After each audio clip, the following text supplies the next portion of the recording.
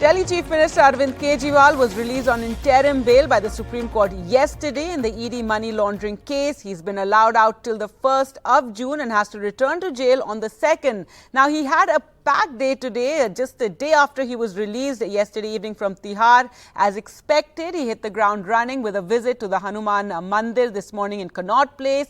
He then addressed a press conference where he hit out at the Modi government, hitting out at the Prime Minister with a one nation, one leader jibe, but then questioning whether he would remain the Prime Minister even after turning 75.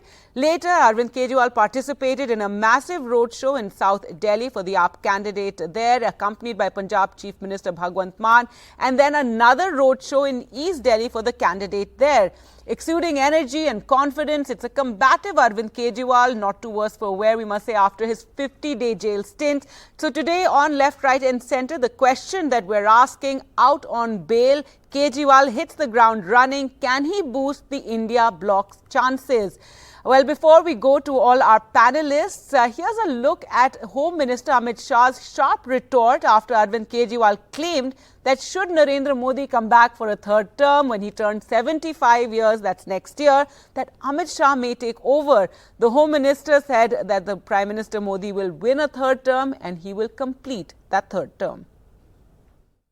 ये लोग India गठबंधन से पूछते हैं आपका प्रधानमंत्री कौन होगा। मैं बीजेपी से पूछता हूं आपका प्रधानमंत्री कौन होगा। आप लोग सोच रहे होंगे केजरीवाल क्या बात कर रहा है, मोदी जी होंगे। नहीं, मोदी जी अगले साल 17 सितंबर को 75 साल के हो रहे हैं। बीजेपी के अंदर मोदी जी ने 2014 में मोदी जी ने खुद ने रूल बनाया था कि बीजेपी के अंदर जो भी 75 साल का होगा उसको रिटायर कर दिया जाएगा। अगर इनकी सरकार बनी तो पहले अगले 2 महीने में योगी जी को निपटाएंगे ये, और उसके बाद मोदी जी के सबसे खास अमित शाह को ये प्रधानमंत्री बनाएंगे। मैं अरविंद केजरीवाल एंड कंपनी और पूरे इंडिया अलायंस को कहना चाहता हूं, मोदी जी 75 साल के हो जाए, इससे आपको आनंदित होने की जरूरत नहीं है। ये भारतीय जनता पार्टी के संविधान में कहीं नहीं लिखा है। मोदी जी ही ये टर्म पूरी करेंगे और मोदी जी ही आगे देश का नेतृत्व करते रहेंगे। इसमें भारतीय जनता पार्टी में कोई कंफ्यूजन नहीं है। ये कंफ्यूजन खड़ा करना चाहिए। All right, let's go across now to our panelists, and we're joined by Neerja Chaudhary, senior journalist, Amitabh Tiwari, political strategist, Jasmine Shah, spokesperson of the Aam Aadmi Party, Mahima Singh, a spokesperson of the Congress, Tausif Ahmed Khan, a political analyst and someone who supports the Trinamool Congress, and Charu Pragya, spokesperson of the BJP. And Neerja, I have to start with you because just the other day we were discussing how Arvind Kejriwal was reading your book, how prime ministers decide in jail, and how he had asked for more books, but now no time for reading. Clearly he's hit the campaign trail and certainly invigorated the campaign, do you think, and also certainly the news cycle for the moment at least? Yeah, I was at that press conference this morning. I couldn't even get inside. There were so many people. It wasn't just the media. It was the AAP supporters and AAP workers at the Aam Aadmi Party's headquarters.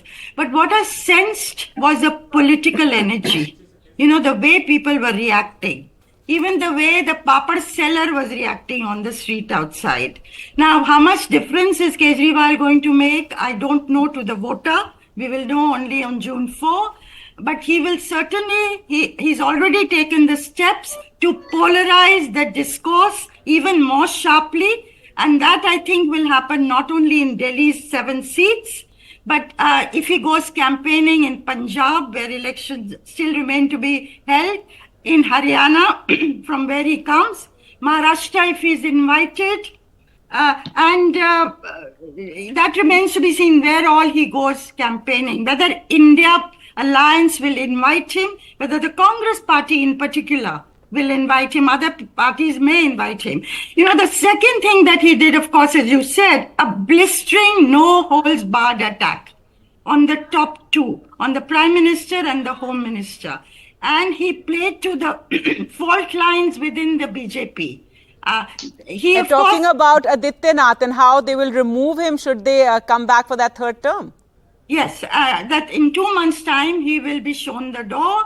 And so, there is already, when one visited UP, there was amongst the Rajputs in particular a sense of fear that this may happen after the Lok Sabha election. So he's playing to that sense of unease and fear within the BJP supporters that this might happen. Then, of course, also the unease and unhappiness within the party about the senior leaders having been marginalized. And that is L.K. Advani, Murli Manohar Joshi, Yashwant Sinha, Sumitra Mahajan. And then he said the senior leaders like Shivraj Chauhan and Vasundhara Raje Scindia are not given their due, again playing to that gallery of those of their supporters who are unhappy. So and summing all this up as part of Tanashahi. And of course, he said the opposition leaders are going to be arrested. If Modi comes back to power, and it'll be Stalin, it'll be Tejasvi, it'll be Uddhav Thackeray, and so on. So, he pitched it, at the top against the top two. Now, let's see. And the BJP is not going to sit back. As we know, Amit Shah has replied very clearly that there is no such rule in the constitution of the BJP which prevents the Prime Minister from continuing after he attains the age of 75. But the impact it will have, and I think the BJP will hit back, and probably Arvind Kejriwal will be its butt and its target in the next days, even more than Rahul Gandhi. I suspect this. All right, Amitabh Tiwari, your comments there, and yes, Arvind Kejriwal, hitting out at those fault lines within the BJP, speaking about Adityanath. You have this long, post put out by Rajnath Singh, the defense minister, as well, regarding this statement about who takes over after Modi. And he says the opposition that can't even decide among themselves dare to raise questions about our leadership. He is definitely the star campaigner of Aam Aadmi Party, and he provides the zinc to the India Bloc campaign. I mean, day one he has made some statements which have caused a furor, and at least he has forced the BJP to respond, and that's what electioneering and campaigning is all about. You make allegations, and there are counter allegations, and so on. So specifically, however, his influence is largely limited to Delhi, Punjab, Chandigarh, so almost 20 odd seats. And therein lies the contradictions in the alliance, because what happens is that he might be able to seek votes for the Congress party in Delhi because the parties are in alliance, but in neighboring state, Punjab, AAP's main contest is against the Congress party because the Congress party has won 8 seats there. And if they charge or attack BJP, then it will be like making BJP an important player in the entire setup. In Delhi, of course, he feels that there is a big swing vote.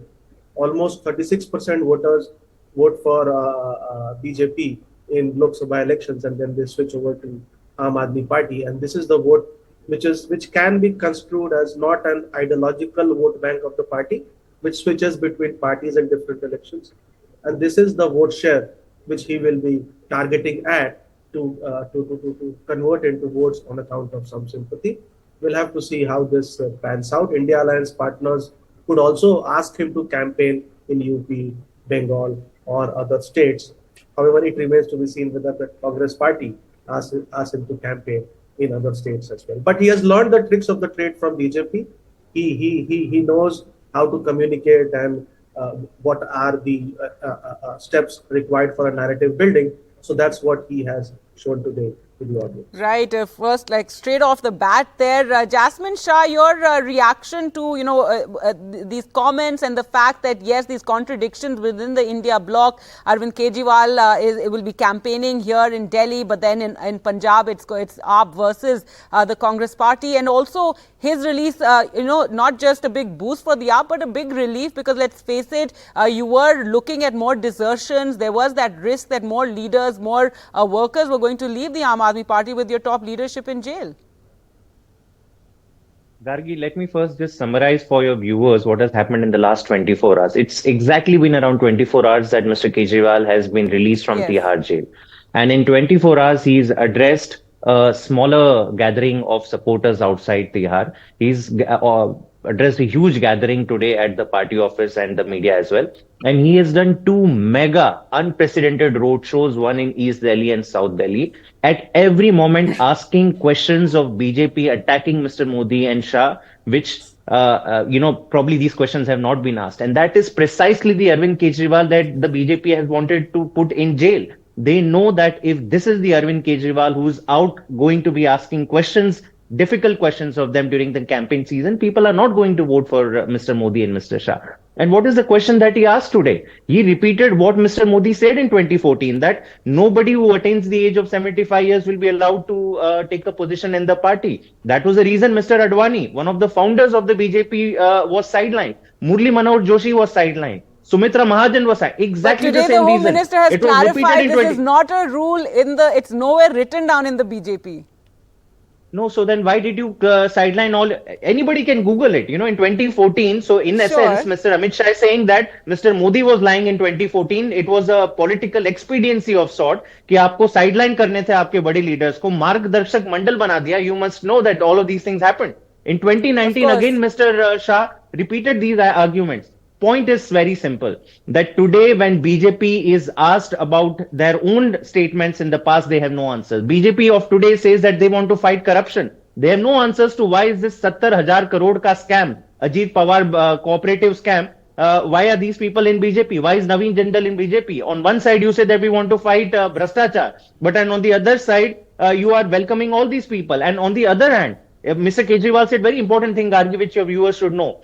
He said that अगर मोदी जी को भ्रष्टाचार के खिलाफ कैसे लड़ना है तो केजरीवाल से सीखे, because he is the only CM who suo moto fired his minister, handed him over to CBI. Why? Because he directly received a small audio clip where he was demanding some bribe. This was from 2015. Similarly, the Punjab CM did that 1 year back with his health minister. This is called zero tolerance on corruption. Can BJP name one BJP leader that has been put in jail on corruption? No. Reverse, they have welcomed all the corrupt and bhrashtacharis and dacoits of the entire country. I'll have to come back to you about the contradictions in the India bloc, because you made various claims and and Arvind Kejriwal was in jail for corruption. Your ministers are in jail for corruption. There are charge sheets against them. There are several charges. There are money trails that are being spoken about by the investigative agencies. But Charu, Pragya, your response to what Jasmine has said.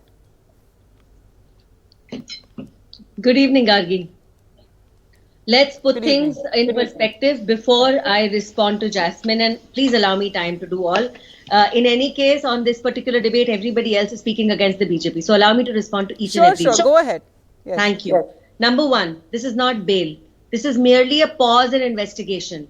This is not a clean chit. This is not a stamp of innocence or anything like that at all. In fact, before bail was given, the jail time has been established and declared. In exactly 21 days, Arvind Kejriwal has to surrender and be back behind bars. So this is too much of rejoicing way too early. That's the first thing. The second thing is Arvind Kejriwal is not even contesting in these elections. And even when he was actively campaigning in 2014, 2019, when he considered himself to be at the peak of his popularity, they did not win even one seat in Lok Sabha elections, and it will do well for the Indie bloc to remember that. Oh my God, sorry, I forgot. There's no such thing as an Indie bloc, because at ease and at convenience, they come together and they break away, especially Congress and Aam Aadmi Party. Some kind of a love-hate relationship, because in their strong state of Punjab, they have decided not to contest together. Here we also have a TMC spokesperson. Again with TMC, Aam Aadmi Party, Congress, none of them, they get along with each other.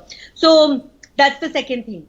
Now, I want to also say that BJP didn't put him in jail and BJP has not given him bail. This is an investigation. The court is making the decisions, and let the court do its job. And you cannot be in a place of such convenience that when the court does something that suits you, you spin the narrative and pretend as if you've been given a clean chit. That is actually not allowed. That shouldn't be done. You should be more careful about the kind of words you use, especially because the Supreme Court has categorically said that they are not even commenting on the merits of the matter. They have categorically said that Arvind Kejriwal cannot talk about the liquor scam or get in touch with any of the witnesses or accused or anything else like that. He can't even act as a chief minister while this is on. Now, here is a political party which is caught in a web of their own creation because of corruption. Don't behave like you're some kind of a martyr and you're here to fight for independence or some sort of things like that. The truth is that the court has called Arvind Kejriwal the kingpin and key conspirator. That's what the charge sheet says. The court has also said that a money trail of 350 crore can be leading up to the coffers of the Aam Aadmi Party. Who controls the purse strings? It is Arvind Kejriwal. And now, because Jasmine was talking about having zero tolerance towards corruption, please tell me, you had a lot of tolerance for Manish Sisodia, you had a lot of tolerance for Satinder Jain. In fact, so much so because you were sharing pieces of the pie that you kept protecting them till the very last second and then dropped them like a hot potato the minute it didn't suit your narrative. You wanted Arvind Kejriwal out, you fought for him tooth and nail. What about the other leaders? What about the other leaders? All right, well, we're not really discussing the cases against these leaders or the corruption charges right now. We're talking about the campaigning. Yes. That I believe, and in my humble opinion, I think this is a very dangerous precedence in law. All right, so that is your opinion. The court said that it would make a difference. 21 days, the case is being has been investigated for the last 2 years, 1.5 years. Also. All right. Right? Everybody is together. Okay, well, to talk more about these differences as well, Mahima Singh, your comments on firstly the what we're asking, that whether Arvind Kejriwal being released is going to be invigorating for the opposition bloc, but also yes, the contradictions with you're together in Delhi, not together in Haryana. You've had your Delhi chief Arvinder Singh Lovely actually resign over the partnership with the Aam Aadmi Party and then go on and join the BJP. Jai Hind. Gargi, first of all, I was listening to the very baffled spokesperson of the BJP. And you see, when they speak, they forget that there is still the rule of constitution, the rule of law prevalent in this country. Because when they speak like this, one wonders how she was spotting just very selective portions of the judgment that she's spoken about, the very judgment that vindicated the democracy in this country, that reassured the citizens of this country that bail and not jail is the rule.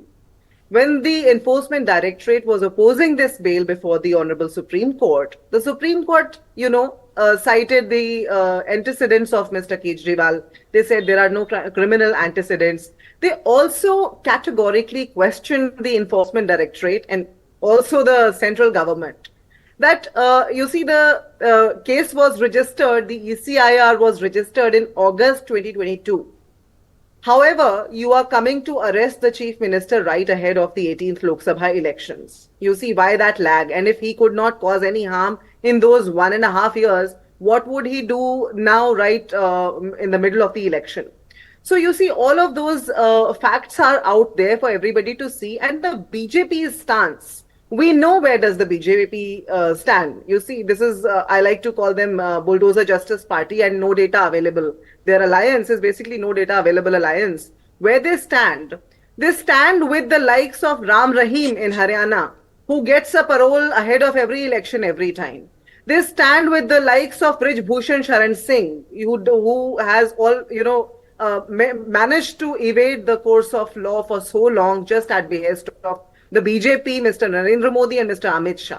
So the BJP's stance is very clear to the entire country. They stand with the criminals, they stand with rapists, they stand with serial rapists and get them out right ahead of the election. And then they are found campaigning for the BJP.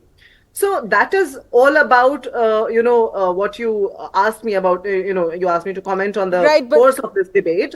Now you asked me about Mr. Arvinder Singh Lovely, Gargi, and I would like to reiterate what we have always maintained, that in our party, within the Congress, there is an internal democracy. Everybody is free to feel and to act the way they would like to, unlike the BJP, where one of their district chairpersons in Rajasthan, Mr. Usman Ghani, has been incarcerated. Why? Because he opposed Mr. Narendra Modi's that Banswara speech, where he mentioned the Mangal Sutra and where he cornered the community. That well, he wasn't jailed for that. He was jailed on another charge.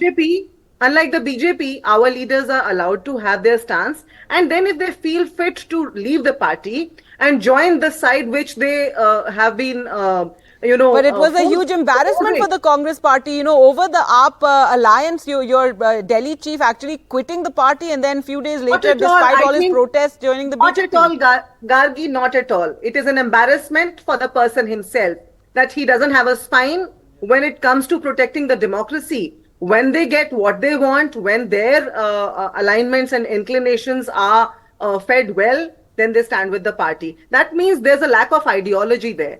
So I believe that the question should be raised on the individual and not the ideology, not on the party. The party's stance is very clear. All right, then the contrary. What Amitabh was talking about, the fact that you're fighting together here in Delhi, but in Punjab, your adversaries.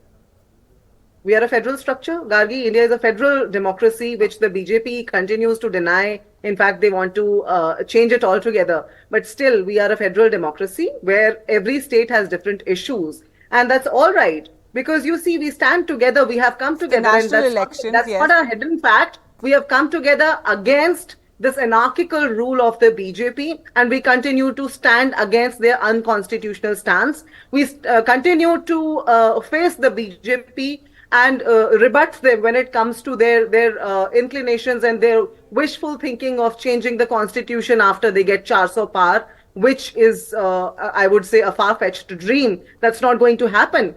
But we may be fighting amongst ourselves within the states, but that's on local issues.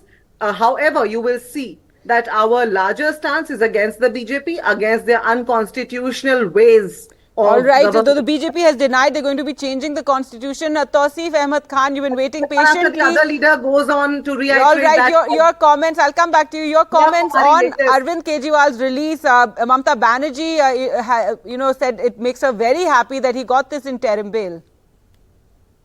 Absolutely, Gargi. You see, the Supreme Court has endorsed this, the stand that in spite of vehement opposition by ED, in spite of BJP using and misusing all the powers at their disposal, so Kejriwal is out. And who let him out? It's the Supreme Court who has let him out. And under what arguments? That the case is prima facie politically motivated. He is out for a good long 21 days. But the Supreme Court didn't say that. Bail. No. Supreme Court has given an interim bail, and this bail can always be extended. Interim bail can always be extended before it expires. An application can be filed, and if the court deems fit, it can be extended. Look at the irony. I've seen so many BJP leaders saying that Arvind Kejriwal has not proven his innocence. Look, the law says that the presumption of innocence is always with the accused. An accused stands in the court not to prove his innocence, but to face the prosecution. And it is the prosecution who has to prove him guilty. That's right. Well, coming back to the campaign, do you think Arvind Kejriwal being out already, he's done a lot in his day one, from a press conference, a temple visit, 2 road shows. Do you think it's a boost for the opposition, that it's a good, it's going to improve your chances? Absolutely. In the north, at least.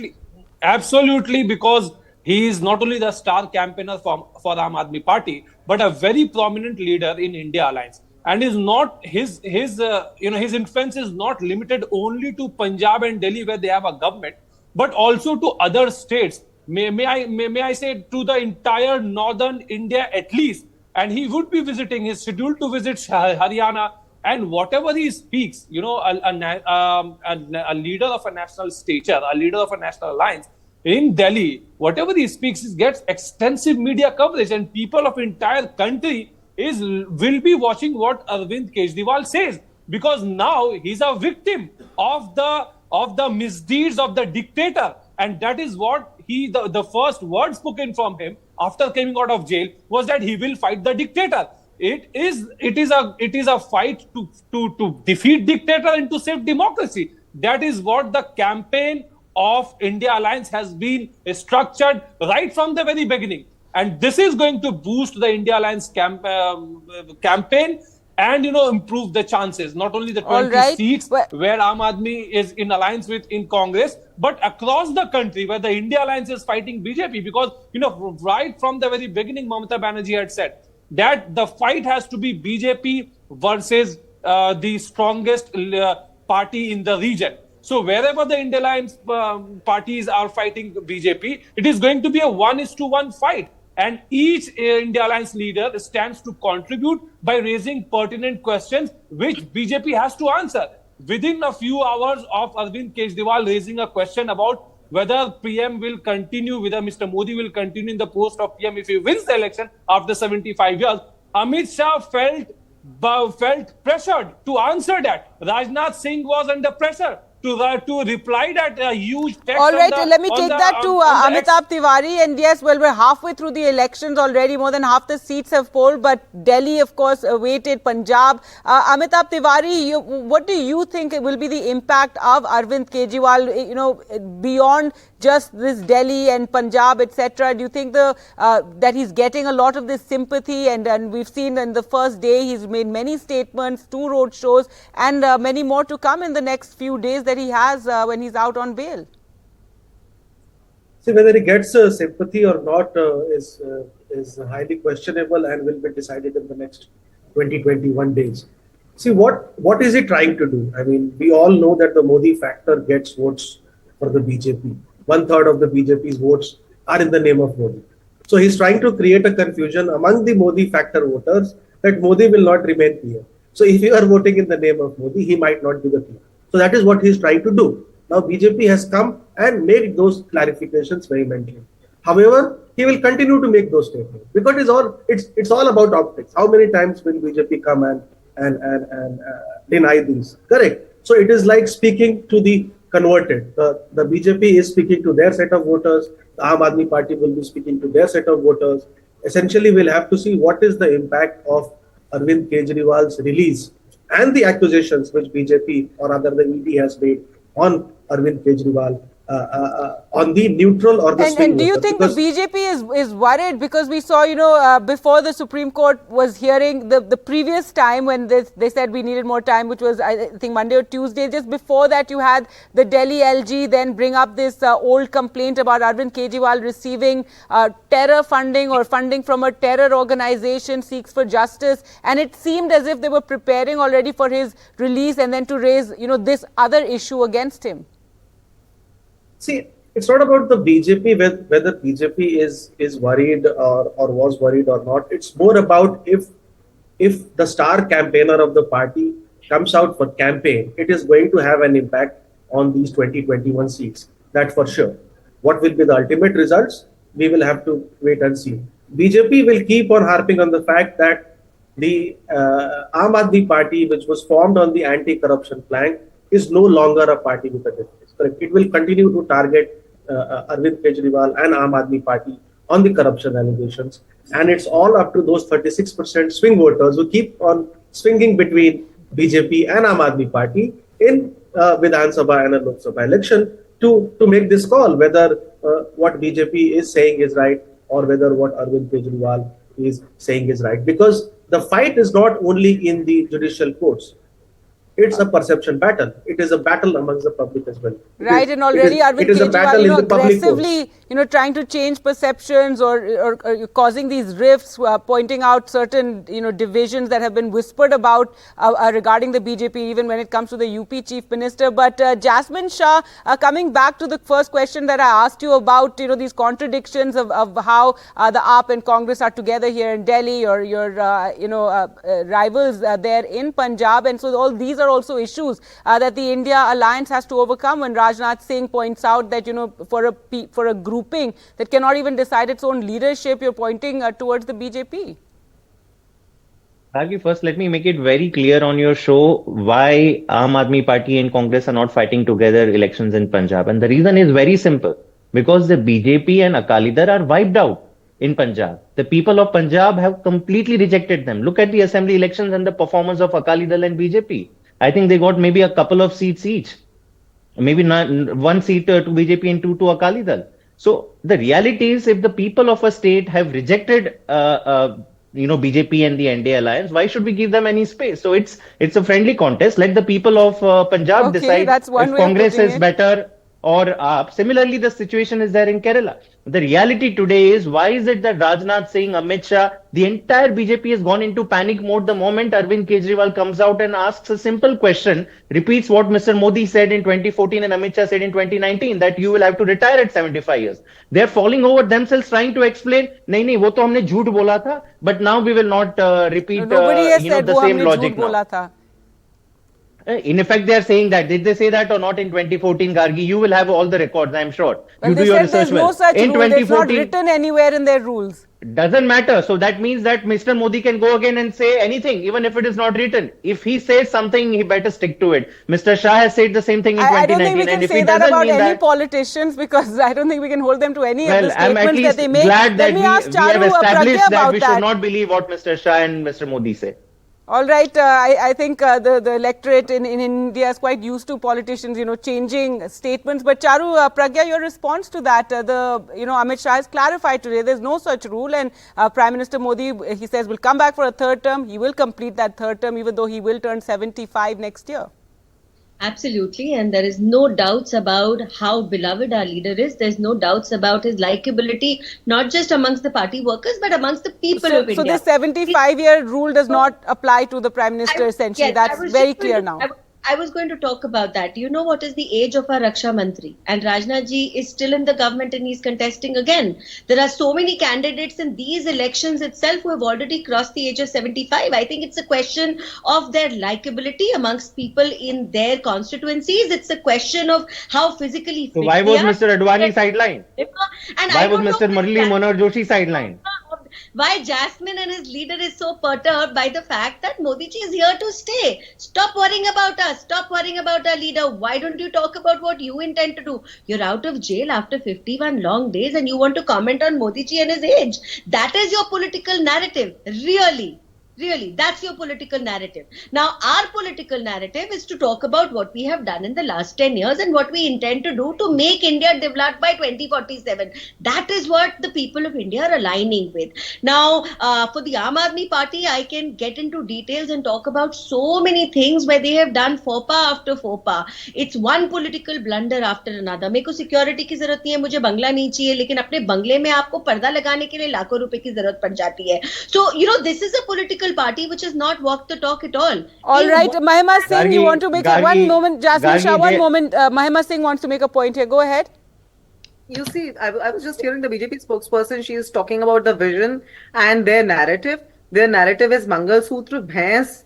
Their narrative is one community in India that they've been trying to corner. Their narrative is wealth tax, inheritance tax, wealth redistribution and inheritance tax, which we have pointed out time and again, the fault lines in there. And the BJP has not been able to come out clean on the logic. Mr. Rahul Gandhi has accepted an invitation by former judges and an esteemed, editor of a newspaper, former editor of a newspaper, to come out in open to debate and show the people of this country. Mr. Modi will not even care to respond to that because he knows where does he stand. Because their narrative is not only skewed, Gargi, it is dangerous for the future of this country, and the people are realizing that, which is why in a matter of days, Mr. Modi's Twitter handle has seen a major decline in followership, and that you can go and verify. Rahul Gandhi can't even debate me. You want him to talk to Modi? Let him talk. Lakhs of followers on Mr. Modi's Twitter handle have declined in a matter of days, Gargi. Right, winning Your the viewers election go and verify that. Your viewers go and verify that. And when Mr. Rahul Gandhi speaks, there are crores of views on the tempo video, crores of views because Mr. Modi. All right, well, this is not really a point. I mean, the Prime Minister doesn't need to, engage with another member of Parliament. But yes, quick reaction to that, Charu Pragya. Then I'd like to take it back to Nirja Chaudhary. Mr. Modi bata rahe hain is chunav mein. That is where he has brought the Lok Sabha election. All right, quick, Mahima Singh, just let Charu Pragya respond. Admitting that Mr. Modi has conducted a major misrule in this country over 10 years, when he was not only controlled corruption, but he has, at his behest, corruption has increased, and Mr. Adani and Mr. Ambani have uncontrolled amount of money. I need you to step in because I don't indulge. All right, well, let me just go to Nirja now, because I really, Nirja, the question that I asked.